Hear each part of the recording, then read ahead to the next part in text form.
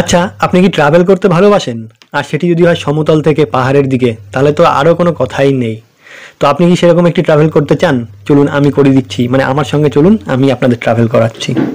নমস্কার বন্ধুরা, সম্রাট ফিল্ম রিভিউ চ্যানেলে সবাইকে স্বাগত। তো এখন যে টপিক নিয়ে কথা বলবো সেটি হচ্ছে বুদ্ধদেব গুহ রচিত, রাজ চক্রবর্তী পরিচালিত এবং আবির এবং শুভশ্রী অভিনীত যে নতুন সিনেমাটি আসতে চলেছে সেটির নাম হলো বাবলি। সেই বাবলি সিনেমার ট্রেলার নিয়ে কিন্তু এখন মূলত আলোচনা করব। তো কেন বললাম ট্রাভেল করার কথা? কারণ এই যে সিনেমাটি পুরোপুরি কিন্তু একটি ট্রাভেল জার্নির ওপর কিন্তু নির্ভর করে এই সিনেমাটি গল্পটি লেখা হয়েছে বা রচিত হয়েছে।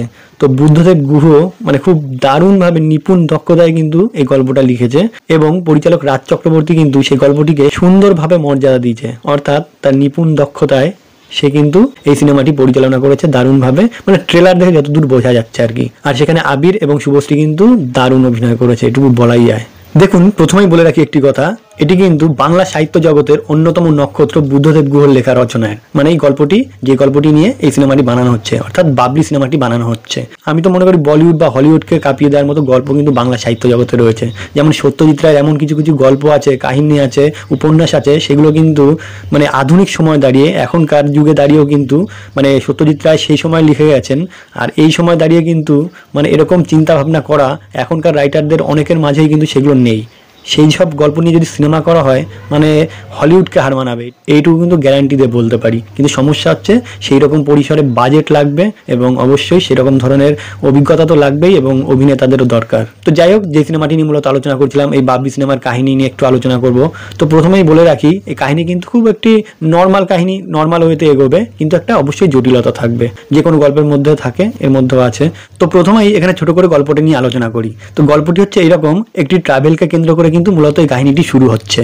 তো আবির এবং শুভশ্রী কিন্তু সেই ট্রাভেলের দুই সঙ্গী, অর্থাৎ শুভশ্রীকে এগিয়ে দিতে যাবে হচ্ছে আবির।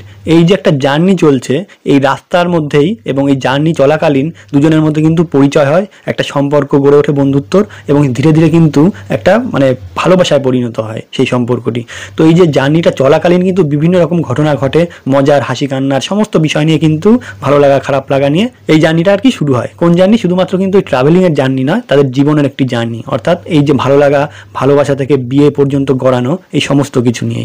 এইবার ঘটনা হচ্ছে যে একটি টুইস্ট আসে, এই যে তাদের মধ্যে সম্পর্কটা হলো আবির এবং শুভশ্রীর মধ্যে, তার মাঝে কিন্তু একটা অন্য মেয়ে চলে আসে আর কি। মানে সে আবিরের একটি অন্য গার্লফ্রেন্ড, অর্থাৎ সে ছিল স্লিম এবং সুন্দরী খুবই। তো এখানে স্লিম সুন্দরীর কথা কেন বলা হচ্ছে? তো এই যে বাবলি যে ক্যারেক্টারটি রয়েছে সেটি কিন্তু মানে সে কিন্তু একজন মোটা মেয়ে থাকে, অর্থাৎ হেলদি মেয়ে। এখানে কিন্তু শুভশ্রী ঠিক সেই রোলটাই অভিনয় করছে। তো এখানে শুভশ্রী কিন্তু নিজেকে নিজে ভালোবাসলেও সে মনে করে যে হয়তো তাকে অনেকে পছন্দ করে না বা ভালোবাসে না। বিশেষ করে যারা সাহিত্যিক আছে, এখানে কিন্তু আবির একজন সাহিত্যিকের চরিত্র অভিনয় করছে।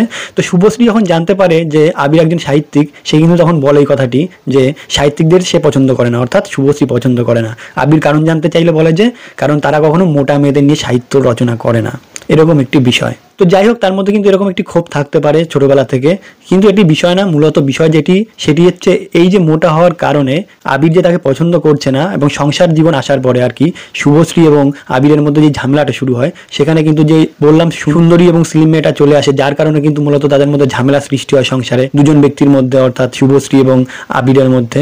তো মূলত এরকম কিন্তু অনেক ছোটখাটো কাহিনী নিয়ে কিন্তু এই ঝামেলার শুরু হয়, এবং এই ঝামেলাটা কোথায় শেষ হবে এবং কোথায় এর ডেস্টিনেশন এবং কোথায় গল্পটি শেষ হবে সেটি কিন্তু জানার জন্য অবশ্যই আমাদের সিনেমা হলে গিয়ে সবাইকে দেখতে হবে। এটি হচ্ছে প্রথম কথা। এবার বলি রাজ চক্রবর্তীর কথা। দেখুন, রাজ চক্রবর্তী সিনেমা বানাচ্ছে, এই ধরনের আর্ট ফিল্ম বানাচ্ছে, অবশ্যই ভালো কথা। কিন্তু আমার মনে হয় যার যেটি ঘরানা সেটি কিন্তু অবশ্যই মেনে চলা উচিত। কারণ রাজ চক্রবর্তী কিন্তু একজন কমার্শিয়াল পরিচালক, তার কিন্তু অবশ্যই কিন্তু কমার্শিয়ালের দিকে অবশ্যই নজর দেওয়া উচিত। কারণ রাজ চক্রবর্তী কিন্তু বহুদিন থেকে কিন্তু কমার্শিয়াল সিনেমা বানানো বন্ধ করে দিয়েছে। এই আর্ট ফিল্মের দিকে ঝোঁক দেওয়ার পরে কিন্তু বাংলা ইন্ডাস্ট্রি কিন্তু অনেকটা পিছিয়ে পড়ছে, এবং বাংলা সিনেমার জগতে কিন্তু অনেক ইয়াং ছেলেরা রয়েছে যারা কিন্তু অবশ্যই কিন্তু রোহিত শেট্টিদের মতন পরিচালক চায় অবশ্যই। কারণ মার, দাঙ্গা, হাঙ্গামা এরকম সিনেমা দেখে কিন্তু রাজ চক্রবর্তী কিন্তু পরিচালক হয়েছে। আজ যদি সে এই ধরনের সিনেমা শুরু করে, তাহলে কিন্তু অবশ্যই এই কমার্শিয়াল ঘরানার দর্শকরা কিন্তু অবশ্যই কষ্ট পাবে। তো যাই হোক, আমি কিন্তু আর্ট ফিল্মের বিপক্ষে নই, কিন্তু আমি অবশ্যই চাইবো যে কমার্শিয়াল সিনেমাও তৈরি হোক। আর যেহেতু এটি বুদ্ধদেব গুহ রচিত একটি কাহিনী নিয়ে করা হয়েছে এই সিনেমাটি, তো অবশ্যই আমরা চাইবো সিনেমাটি ভালো হোক, এবং আশা করবো নিশ্চয়ই এটি সাকসেসও হবে। তো মূলত আমি যেই কথাগুলি বলতে চাইছি আর কি এইসব কথার মধ্যে, সেটি হচ্ছে সাহিত্য নিয়ে যখন সিনেমা বানানো হচ্ছে, তো অবশ্যই এমন কিছু কাহিনী নিয়ে সিনেমা বানানো হোক যেগুলো কিন্তু বলিউড মাফিক। তো অবশ্যই বলবেন যে সাহিত্য নিয়ে কি অন্যান্য সিনেমা করা হচ্ছে না, অবশ্যই করা হচ্ছে, কিন্তু সেগুলো কিন্তু প্রত্যেকটাই যাচ্ছে আর্ট ফিল্মের মতো, হয় সে গোয়েন্দা কাহিনী হোক বা অন্য কোনো কাহিনী। তো এমন কিছু কাহিনী কিন্তু বাংলা সাহিত্য ভাণ্ডারে অবশ্যই আছে, সেগুলো নিয়ে কিন্তু কমার্শিয়াল সিনেমা অবশ্যই করা যায়। তো যাই হোক, আর বেশি কিছু বলবো না, বাবলি নিয়ে আমার এইটুকুই রিভিউ দেওয়ার ছিল ট্রেলার নিয়ে। তো যারা যারা ট্রেলারটি দেখে ভালো লেগেছে অবশ্যই কমেন্টস করে জানাবেন, এবং আমি ডেসক্রিপশনে অবশ্যই লিঙ্ক দিয়ে দেবো, আপনারা যারা দেখেনি ট্রেলারটি অবশ্যই দেখে নেবেন। তো ভিডিও এখানেই শেষ করলাম। ভিডিওটি যদি ভালো লাগে অবশ্যই লাইক, কমেন্ট এবং শেয়ার করবেন, এবং অবশ্যই সাবস্ক্রাইব করবেন।